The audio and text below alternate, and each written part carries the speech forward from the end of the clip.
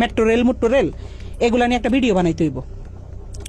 এ কথা বলে আমারে বলতে যে তোলাই ভাইয়া কিছু টাকা পাঠাইতেছি, তো হে তো যেটা বলে আমরা তো ভয় পাই। আমি কিন্তু হেরে বাঘের মতো ডরাই।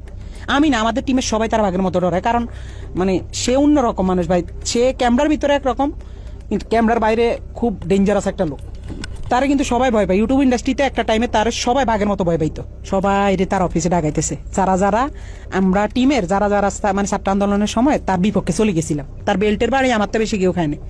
তো বেল্ট খুইলা আমার কুত্তার মতো পিড়াই। 2-3 মাস পরে হয়তো বা তার মাথাটা আবার ঢুকছে যে রাই কি কারো লগে আবার কিছু কইয়া লাইনি। হ্যাঁ, রাইরে আবার একটু দমক দিতে হইব। কেমনে বড় একটা নেতার সামনে হয়তো ফোন টোন দিলে আমি একটু ডরাই যাই। আমি তো ডরাইলে আসলে আমি কিন্তু ভয় পাই। তো হঠাৎ একদিন রাইতে আমি নোয়াখালী 10:30-11টার দিকে হঠাৎ একটা ভিডিও কল।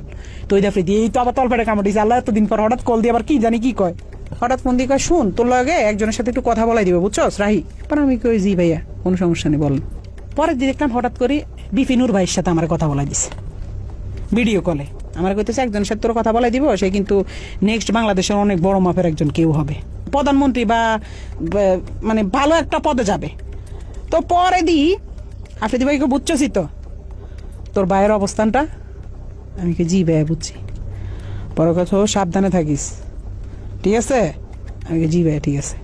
শুধু বুঝাইছে যে তার লগে বিশাল বড় বড় হাত আছে, এই জন্য সে দেশে খুব রিল্যাক্স আছে, মানে বুঝাইছে এটা। 5 আগস্টের পরে 2-3 মাস সে আসে নাই। তখন আলহামদুলিল্লাহ বলছিলাম যে আল্লাহ সে না আসুক, সে তার মতো থাকুক, আমরা আমাদের মতো থাকি।